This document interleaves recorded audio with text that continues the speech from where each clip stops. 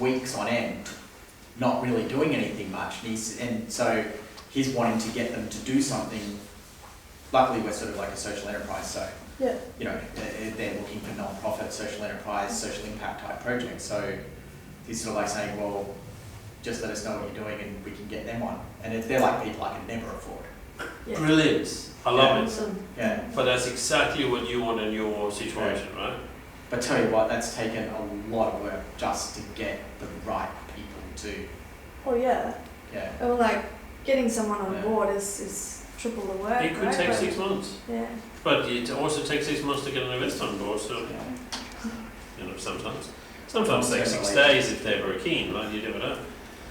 And the last one here is borrow against contracted cash flow. Again, this is something that is hard to get to work unless you are, well, you can only get to work when you're in a commercial phase. And this particularly works well if you've got something like a SaaS platform. So if you are having a SaaS platform, you're selling on 2-year, 3-year contract with the customer, well, you can borrow against those contracts that are worth money. Because it's a defined cash stream coming in, isn't it? It's a tradable instrument. I know one of the biggest legal software providers in Australia can build a $100 million plus company without ever raising capital. Guy that started owns 100%. Never raised any money because they just did this last thing. It's all they've ever done. So yes, it works. Beg, borrow, steal, maybe not quite steal, but get close at least. Seriously, do whatever you need to do. Get people on board on sweat equity, but do write up, as we talked about in the previous session, what are you going to get for it and what are you going to give away for it.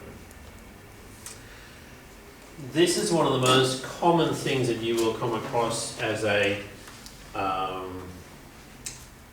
objection from investors. Oh, but I don't want to get diluted. Says who? It's complete bullshit. It's complete bullshit. It's just a tactic. It's just a myth. And we're busting as many myths that we can here. So I ask you all, if you ever invested anything on the stock exchange, were you ever worried about dilution? No, you don't even know what that means. You're buying BHP at $42 because you think it's going to go to 45 and you're going to sell at 45, correct? Guess what? Your company is the same. You're selling shares initially at, let's argue, 50 cents a piece. Why? Because the investor hopes they can exit at $5 a piece or even $50 a piece. And when they exit at $50 a piece, should they really worry about whether they own the 10% they own to begin with or they own 6% now? No, who gives a toss? It's the value growth per share because they still have the same number of shares. Doesn't matter what everybody else has. And so it's often missed, it's one of these rabbits that, oh no, well, we're going to have some kind of anti-dilution clause in here. It's just because they're greedy. Yep. So can I ask you a question around this dilution side of things? Yes. You just said that there isn't a change in the number of shares. No. Is that true? Correct. Like, Yes. so where's the dilution come from? Because the investor has the wrong view. They're going, well, I invested, you had 1 million shares on which I took 100,000 and you had the other 900,000. So therefore, on the day where I put my money in, I own 10% of the company. Then you get some more investors, you call me and says, Mike, do you want to invest? And says, oh, I'll give you $5,000. And so on and so forth. Everybody in the room chips a bit in. And of course, you issue more and more shares. So therefore, relatively, the guy still owns 100,000 shares, but relative to the whole amount of shares, he has a lesser percentage of shares. And that's how they see dilution happens. You can't take 20% of the shares and divide those up into more shares. Like instead of the 20% of shares being 200,000 shares, can you turn that into 1 million shares? No, that doesn't make any sense. Issuing new shares. No, you only ever issue new shares. You never trade shares. It's Ever. like 1,000,001 to 1,100,000. So instead of there being 1 million shares, there's 2 million shares. Yeah. Yes. So let's say that you started a company. So the number of shares does change. You're right. So say that you started a company So there's 1 That's million. right. The number what I of was shares you asking. hold doesn't change. What's that? The number of shares you hold doesn't change. No, but the total number of shares changes Will change. from 1 million to Yes. 2 million. Yeah. So say Yeah, that that's you right. started a Yeah, company, that's you had right. 1 million shares, Yeah. you got the first investor on board, and he has Yeah. 100,000 shares, and so now he has 10 more, not quite, but close enough. You get the idea? This irks me.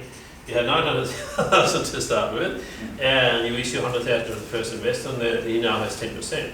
But you now get the next investor on board who gives 150,000 shares, the next investor that gets 20,000 shares, and so on. So of course you keep adding more shares. So he still forever has that number of shares until he chooses to sell, but his relative proportion of the lot, Yeah. of course, shrinks. It's like the American currency system.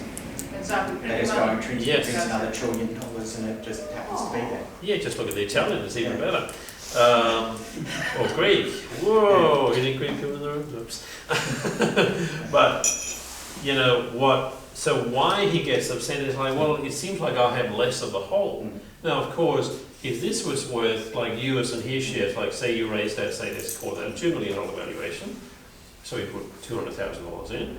Now, if out here, you're still raising it at $2 million valuation, yeah, he's right, That's a problem. you're fucking going backwards, and so are you.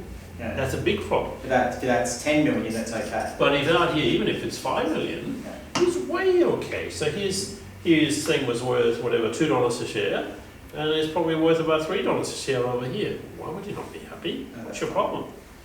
You know. So the number of shares does change. So the total number of shares change, but each holder's number of shares, generally speaking, don't change. Now, the exception to that would be you could say, I've seen, we're fixing 2 companies up at the moment where literally this guy has 9 shares and this guy has 1 share. Now, on the ASIC platform, you can't issue 0.2 shares. It's not possible. So I'm going to say, well, whatever you have, we're just going to add some zeros behind it, and we're going to do that equally to everybody.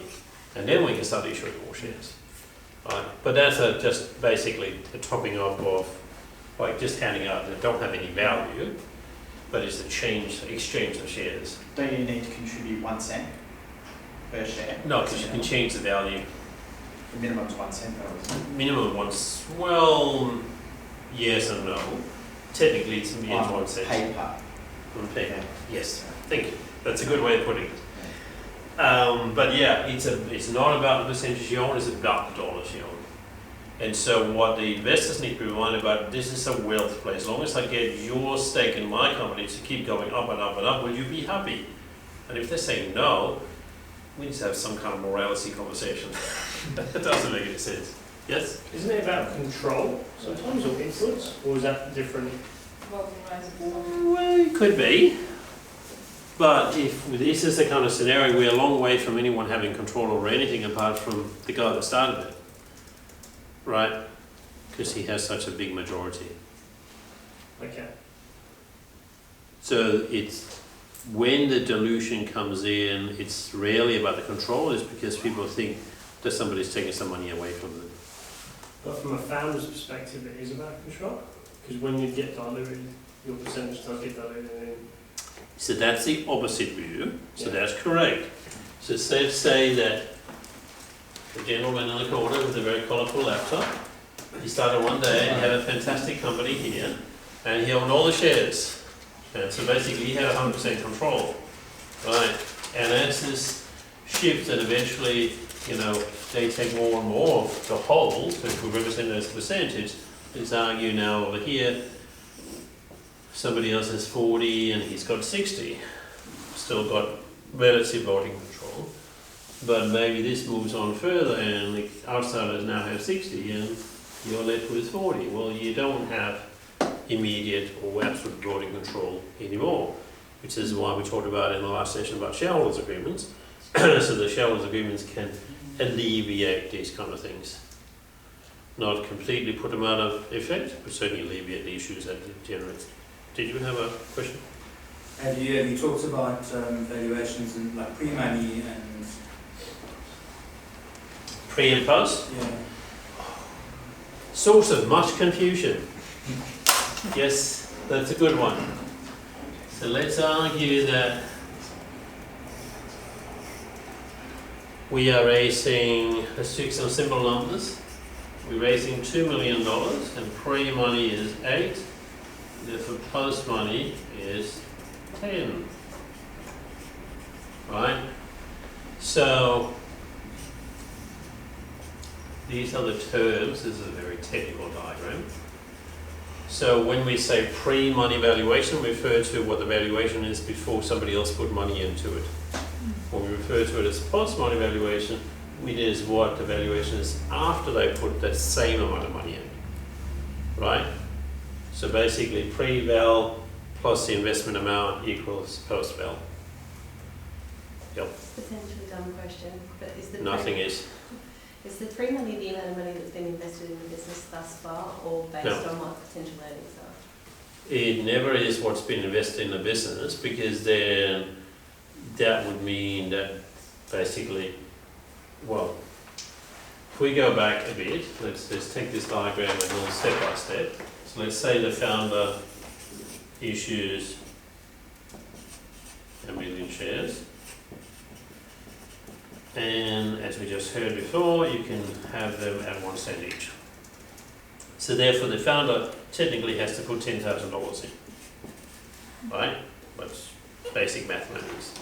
Now, founder then goes to the uncle. That was the second row we had over here in the little Lego bricks diagram that I had on the screen. And the uncle says, okay, I will put some money in. And he says, 50 cent uncle. And he goes, no, 40 cents. Okay, 40 cents, right? So basically, uncle's post over here is now 40 cents. And let's argue he puts in, how much money do you think he should put in? Anybody? 100,000 shares? 40 cents? $400,000. $400,000? Yeah, So rich uncle. It's a rich uncle. So what's that? It's 1 million shares, My right? cherry. So that's another 1 million shares, right? On these valuations here. Did I get that right? So now you and uncle each own half of the company, right? So, but because the valuation of any share is that at which it was last traded, what also happened is these are actually now worth the same amount of money. No showing, except you only pay 1 cent each. So your share, albeit you only put 10K in, is now worth 400K. It's pretty nifty. Now this is a pretty extreme example, like it's a rich uncle, which is probably not so extreme, but it's extreme to give away half the company to the uncle, right? But let's argue that you paid 80 cents instead here, so he now owns 25% and you own 75%. You see how that works? Sorry, got that wrong. 35%, 65. Get too fast. You get what I'm doing. Right? It's when you write before you calculate. Don't try this at home. Alright.